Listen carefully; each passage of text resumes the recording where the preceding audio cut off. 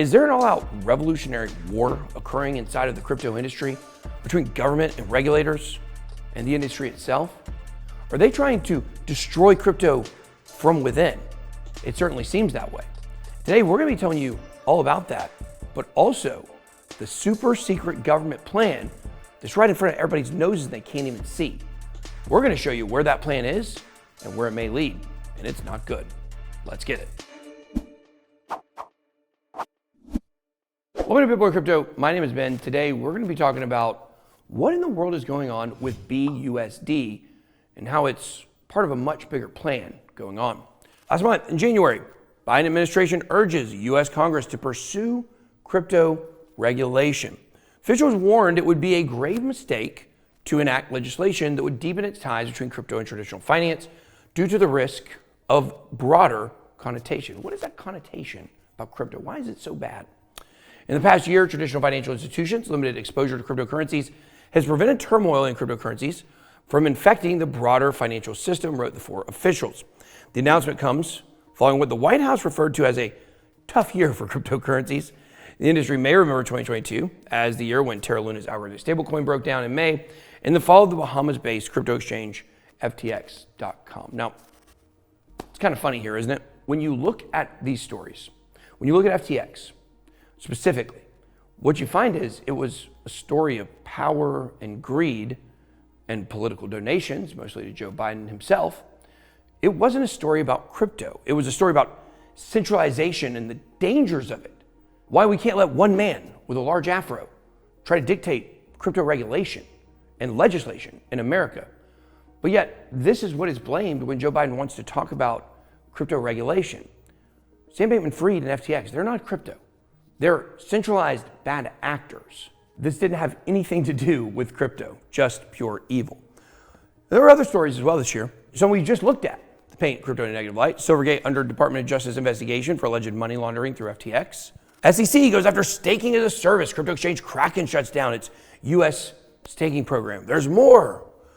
Elizabeth Warren pledges to reintroduce the crypto anti-money laundering bill. There's a lot going on right now.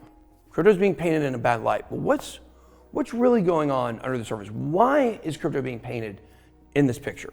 Well, that's to bring on regulation. And why do we need regulation? We're going to get to that in just a second. Here we go. Paxos receives Wells notice from SEC. New York Department of Financial Services orders issuer to stop minting BUSD. Paxos has received a Wells notice from the U.S. SEC regarding alleged violations of investor protection laws. Paxos revealed the following day that it would no longer mint BUSD and it was ending its relationship with the Binance-branded stablecoin in February 2024. Now, the SEC is planning to sue Paxos for alleged investor protection violations. The notice alleges that the stablecoin Binance USD, which Paxos issues and manages, is an unregistered security. Now, this is strange because don't you expect a return on your investment with a security? Have you ever went and bought some Tether or USDC and let it sit around in your account for a couple of weeks and came back to check, see how much it's worth? It's worth the exact same thing as when you put it in there because it's not a return on an investment. Gary Gensler is trying to twist the definition of a security to mean that anything involved in anything that could possibly lead you to make a return is not security. So think about it like this.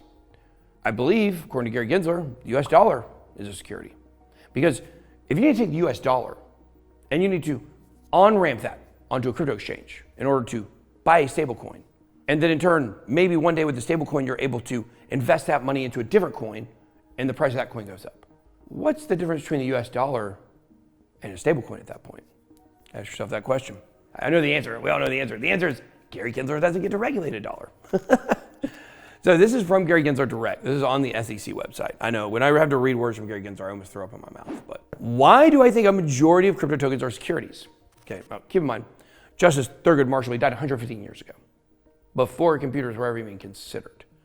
As Justice Thurgood Marshall put it in describing the scope of the securities laws, Congress painted the definition of a security with a broad brush. He further stated, Congress's purpose in enacting the securities laws was to regulate investments in whatever form they're made and by whatever name they're called. In general, the investing public is buying or selling crypto security tokens because they're expecting profits derived from the efforts of others in a common enterprise. Gary, what common enterprise is investing in crypto? What common enterprise is it when I take money and I on-ramp it and then I put it into a stable coin? What am I counting on? Where's the common enterprise? In fact, I would say a decentralized service is actually the opposite of a common enterprise, which this is just one thing he pointed to here. I mean, if you actually test it against the Howey test, which of course Gary Gensler said, Howey test from Howey test. I mean, if it kind of applies, it's going to apply. You don't have to fit every characteristic of the Howey test. I'm telling you guys, Windex is a security. Why? I see it all the time. People go to the dollar store, they buy Windex. Then they go to Amazon, and they sell that dollar Windex for $2 to $3. That's a return on investment. It's a common enterprise from others as well, because if Amazon isn't advertising your product and showing it to people, if they're not running the shipping, then how would you make money? I'm telling you guys, watch out for Windex. It's next on the SEC list. CZ issues response to SEC versus Paxos lawsuit. Paxos will continue to service the product and manage redemption, CZ said, and that Paxos also ensured us funds are safe. CZ did reiterate his long-standing point that he does not believe BUSD should be the subject of securities laws. Of course, obviously. Here's the Howey test. An investment of money in a common enterprise with the expectation of profit to be derived from the efforts of others. What others is he talking about here? If BUSD is ruled as a security, it will have a profound impact on how the crypto industry will develop or not develop in the jurisdictions where it is ruled as such. So basically what he's saying here is, if BUSD is a security in America, people are going to go other places. They're going to use other things. That's really what he's saying. We have a statement from Paxos on what they're going to do. Paxos categorically disagrees with SEC staff because BUSD is not a security under federal securities laws. We will engage with the SEC staff on this issue and are prepared to vigorously litigate if necessary, because my very favorite type of litigation is vigorous legislation. How does this affect things? Well, when this occurred, $900 million in crypto left Binance in a day as Paxos suspended BUSD minting. After the cryptocurrency sector was hit by the news that crypto firm Paxos, the issuer of Binance dollar peg stablecoin, was ordered by the regulators to halt BUSD minting, nearly $1 billion in digital assets flew out of the crypto platform Binance in a single day. So these are having real results. People are pulling money off because they're scared what's going to happen. Then we got more ripple effects, no pun intended. PayPal now has halted their stablecoin launch amid BUSD and Paxos scrutiny. So here's your layup. Stablecoins, beware. If you are not in the club, they're coming after you. Binance, not in the club. Gemini, not in the club. FTX, believe it or not in the club. They announced their stablecoin in August. See what happens? Weird. It's almost like stablecoins are the most important thing in the discussion of crypto and regulation. You're gonna find out how true that is. Point is, PayPal now realizes they've been stepping on toes and they're not gonna do a stablecoin. Binance CEO, crypto industry will probably move to non-dollar stablecoins. So this is pretty interesting here. I think given the current pressure and current stances taken by the regulators on the US dollar-based stablecoins, I think that, as you said, the industry will probably move away to non-US dollar-based stablecoins. So probably we'll see more euro-based or Japanese yen, Singapore dollar-based stablecoins, which actually prompted us to look for more options in different places. And by the way, if you like the fact that we use this sexy whiteboard, look how sexy this thing is. So a company called D10, if you're interested in one of these, got a link down below in the description. Thank you to them for allowing us to use these boards. We absolutely love them, and I think the audience does too. The point is, will people be running to other stablecoins? Ha ha ha, no they won't. No, they won't. Why? There already is one stablecoin to rule them all. Circle blew the whistle on Binance reserves to the New York Department of Financial Services. Circle, of course, is Goldman Sachs, if you didn't know that. According to a February 13th Bloomberg report, Circle alerted the NYDFS in autumn 22 complaint the Binance reserves were insufficient to support its tokens, seemingly including stablecoin BUSD. Here we get to what really matters. Now, if you missed my video where I recorded in my truck on Saturday about Binance, about BUSD, about stablecoins, make sure to go watch that video.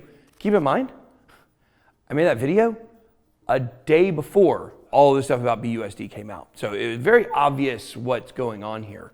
Somehow I didn't see it at first, but now I understand why everyone's blaming Binance for FTX, because they were preparing to go after the next domino, which is the Binance stablecoin.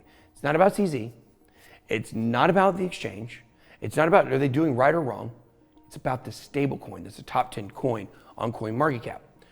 Crypto Financial Service Matrix reports, head of research, believes regulators are not targeting all stablecoins with the regulatory crackdown on BUSD issuer Paxos. Oh, listen to the story. Like, they're not going after all the stablecoins. Be careful. They're going after the bad ones like BUSD.